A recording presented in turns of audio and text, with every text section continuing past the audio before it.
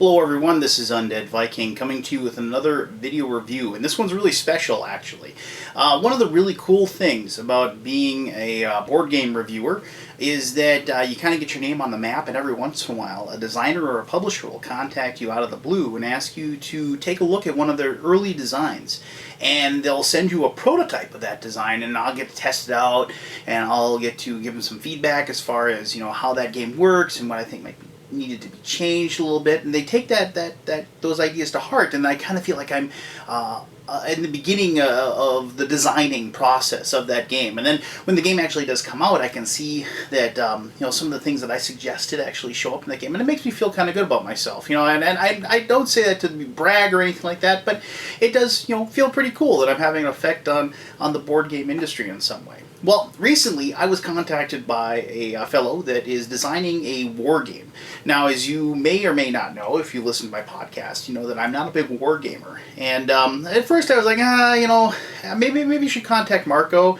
And I was like, he's like, no, I actually suggested this to Marco, and he was really busy. And so he said, I really like your input as a non-war gamer to see what you think about this game. And so I was like, well, you know, okay, send it to me, you know, and I'll try it out. So one of the things about war games is that I know that they do, a lot of the different families of war games have the same rule set. I know, like, you know, Command & Color Ancients, and I think Conflict of Heroes and things like that, and they use the same rule set. Maybe they tweak it from game to game, but for the most part they kind of stay the same. Now, I might be wrong, and that's my noob wargamer perspective, however. Now, the design that this person sent me was actually really innovative in the fact that it could literally be used for almost any battle system. And yeah, maybe you tweak it or up, but the core rules, as they said to me, was that you could use it for any situation. And I thought, well, isn't that kind of abstract? And then they said, no, because you actually will feel the different battles and everything like that when you place the units down on the board and you move them around. And he said, just try it out. And, you know, and he gave me a scenario, and I tried it out. And I have to tell you, I'm really excited about this design.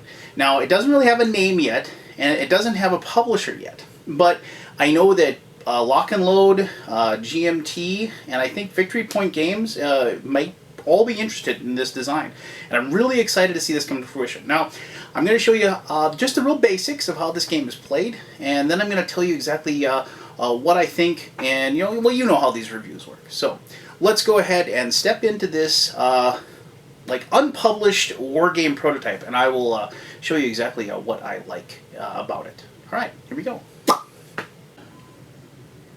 Okay, the designer sent me a couple of different campaigns and a couple different scenarios to play. However, my favorite of the ones that he sent me was actually the second battle of El Alamein during in North Africa during the Tunisian campaign of World War II.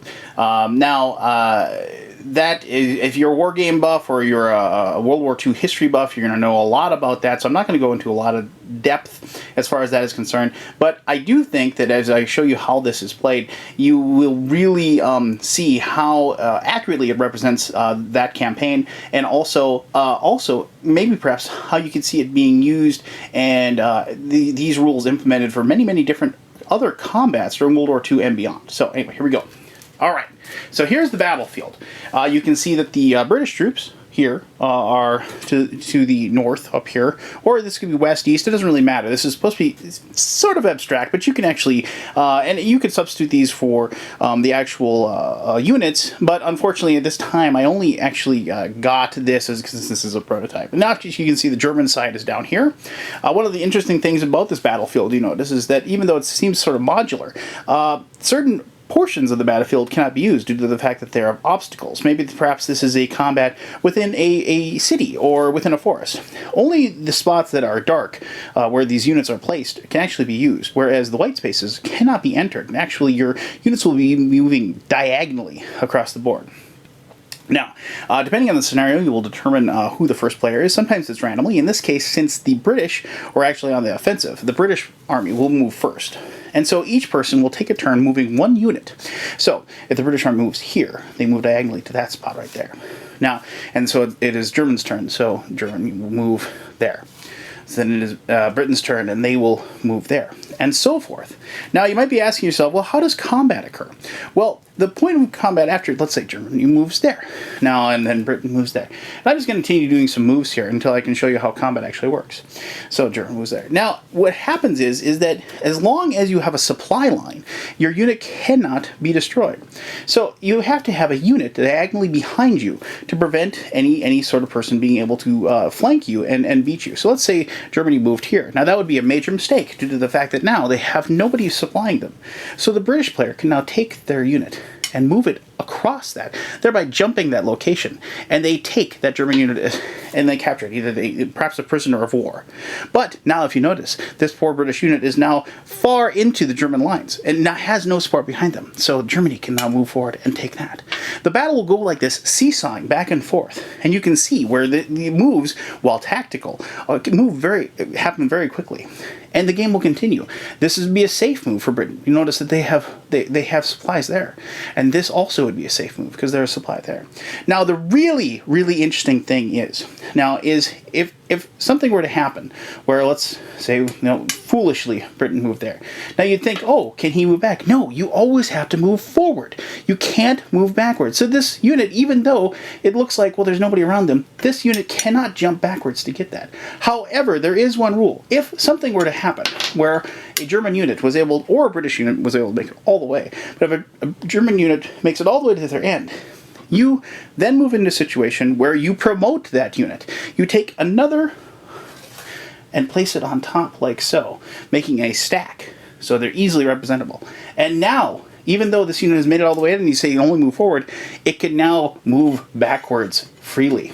Another interesting thing about this is, let's say this unit was right there.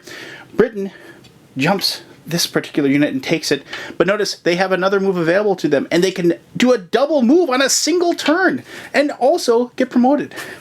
Now, therefore, now you can see the shifting of the battle and the shifting of the sides. Men and units are dying left and right, yet somehow every once in a while one is able to make it all the way to the enemy lines and actually survive.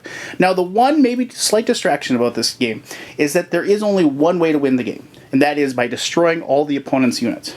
And sometimes, if you were ever in a situation where all units, except for 2 units that are of the same strength, you will end up in a draw, because no one will ever be foolish enough to move into a situation where they can be taken. So, but that is very representative of many, many battles, whereas at a certain point, both sides will realize that neither of them can win, and they will withdraw from battle only to fight again later. So, that is the prototype of the war game that I was sent, and now I'm going to tell you exactly why I love this so much. All right, and there you have it. What'd you think? Isn't that a great representation of a classic battle in Northern Africa between the Germans and the British troops? I mean, I don't know about you, but I felt the tanks rumbling. I could feel the heat on my body as the bullets were whizzing by. And you know, how amazing is that a game that has just such simple components could actually do something like that? Now, you might be asking yourself, okay, that's great. That's great, Undead Viking, but how is it going to represent, say, a battle in World War II between the Americans and the Germans? Well, you would just simply substitute those tan tokens out and replace them with green.